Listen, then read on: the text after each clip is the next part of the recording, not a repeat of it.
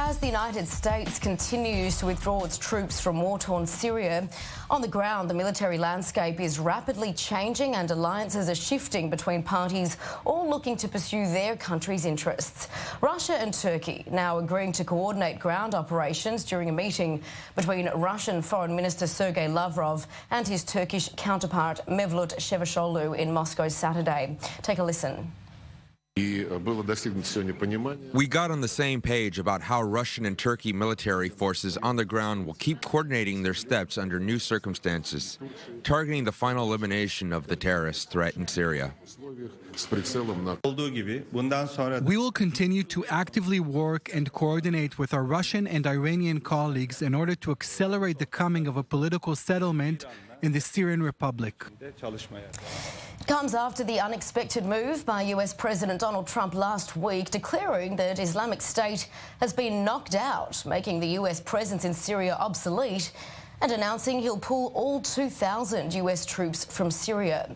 The move leaving the Kurdish YPG forces, which have been fighting Islamic State backed by the US, vulnerable to an offensive by Turkey.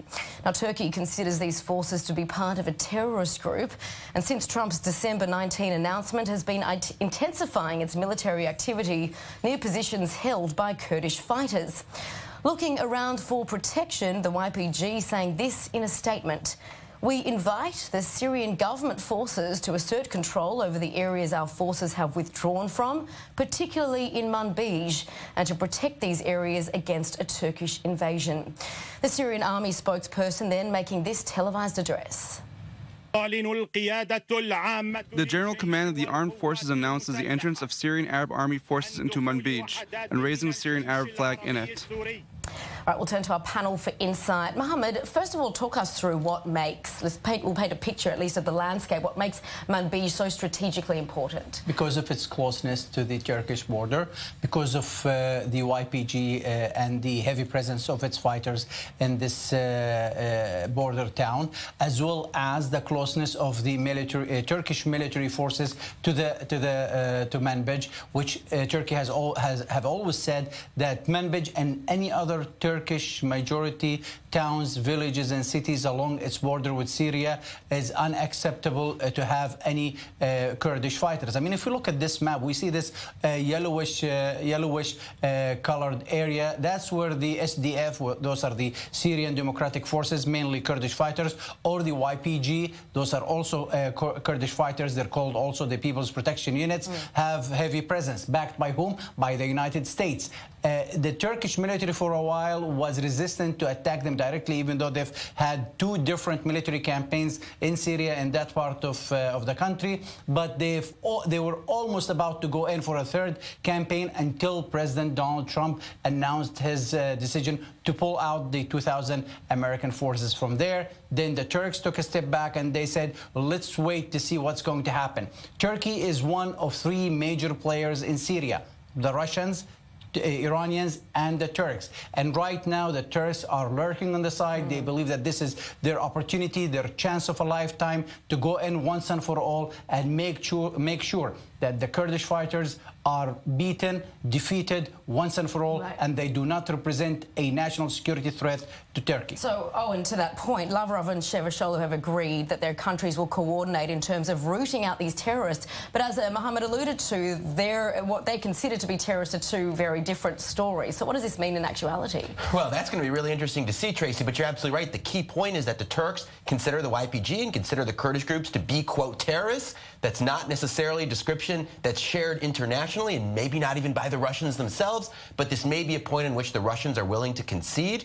Again, it's not a part of Syria where the Russians are necessarily looking for a great deal of interest, but the Turks really are. Of course, this is Turkey's backyard. This is the most important strategic arena for Turkey outside its borders anywhere in the world.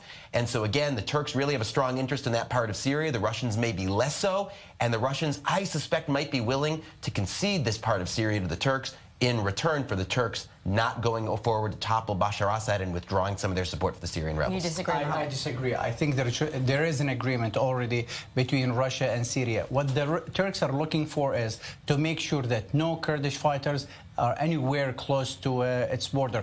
Let's make an analogy. As Israel have always viewed the Iranian forces inside Syria a threat to them, they don't want to see them anywhere close to its border to its border. What did the Russians say? Maybe we can convince the Iranians to stay as far as 80 to 100 kilometers from the border. This may be acceptable by both the Iranians and the Israelis. Similar thing may happen here. The Russians may be able to convince the Turks by saying, listen, we will bring the Syrian military back to its positions to before pre-2011 when the civil war started. They take their positions, then the Kurdish fighters will disappear into their own little towns, and the onus and the responsibility will be on the Syrian military, and that the Russians will guarantee that no Kurdish fighter will violate or even attack the Turkish sovereignty. And Lavrov was saying that Turkey and Russia are looking to maintain the Syrian territorial integrity. Absolutely, and that's important. Right.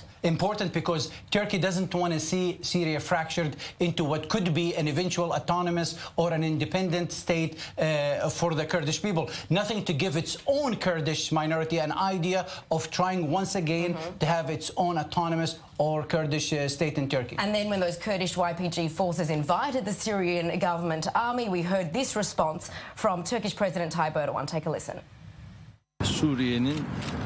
We know that Syria is making psychological efforts, a psychological act in Manbij. We know there is a situation where the Syrian flag has been hoisted, but there is nothing confirmed. So listening to this, is Turkey really about protecting Syria's territorial interests? Turkey is about protecting its own interests, just like anyone else. And I'm reading a little bit between the lines here from the reaction of the Turkish government and even the statement by its president, Recep Tayyip Erdogan. The statement tells me that Turkey wasn't so aggressive in trying to immediately send its forces, or even the forces of the Free Syrian Army, which is an opposition army backed by the Turks, or the National Syrian Army, another opposition army backed by the Turks. Everyone kind of took a step back and were looking, even though we've heard more rumbling than actual movement on the ground. What Turkey would like to have is, and for the last couple of years we haven't even heard any talk from Ankara, from President Erdogan, saying that President Bashar al-Assad must be removed. This is something that we heard at the beginning of the civil war. Nothing from there anymore. And we are seeing the flocking of many Arab and other officials to Damascus right now. So what the Turkish president is saying in his statement, that as long as the Syrian territory stays together under some sort of a national authority, meaning the Syrian military, then he's okay with it. Now, Mike, Israel backed the Kurds, as did, I suppose, the United States. Now, Kurdish leaders, I suppose, are being forced to choose between the least bad option. It's essentially what it comes down to. Imagine this for a second. So you have the Kurds, who are an ally of Israel and an ally of the United States, at least until maybe a few days ago, are now asking for help from one of the United States' enemies to protect it from a United States ally.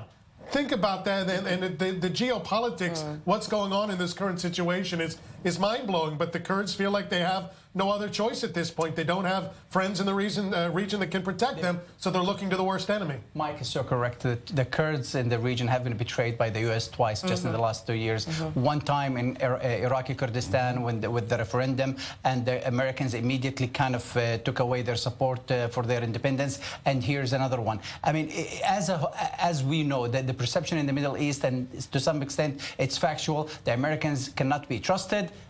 The Russians can be trusted. Here, this situation with the Kurds, it kind of proves that you cannot trust the Americans all the way. Either way. And the question is, can the Turks trust the Syrians? I think that's going to be the interesting question. But you know what? It's been proven that they can trust the Syrians, because if we look at the map, the Syrian army is in Hasakeh, inside the yellow area, which is under the Kurdish fighters, as well as Kamishli. So they can be trusted to an extent. Now, either way, inside Manbij, we're hearing from the Kurds that they don't really know what's going on and whether the Syrian army really is protecting them. Let's take a listen to that. Some say that the Turks will arrive, others say that the Syrian regime will arrive, but I have been wandering through the city for a couple of days and I saw neither. We noticed dishonest media outlets recently promoting the idea that the regime is entering Manbij. We, as a civil administration in Manbij, claim that such news is not true. Such news is fake. So these residents, these Kurdish residents, are effectively calling this fake news, that the Syrians aren't actually inside, or at least there to protect the Kurds. They're not seeing them there. In a way, that's correct. But this is kind of a scenario that was agreed upon by their protectors, the YPG, the Kurdish fighters, and the Syrian military. In all honesty, the Syrian military did raise a couple of flags out on the outskirts of Manbij in a positions that they evicted years ago after they were kicked out from that region, and they raised the flag. So in a way, they're not lying, but they were not in the middle of the city, and none of their special forces did actually enter the city. And let's not forget that the American military is still there. They haven't been withdrawn yet. So in order for the Syrians to go in, the Americans will know immediately.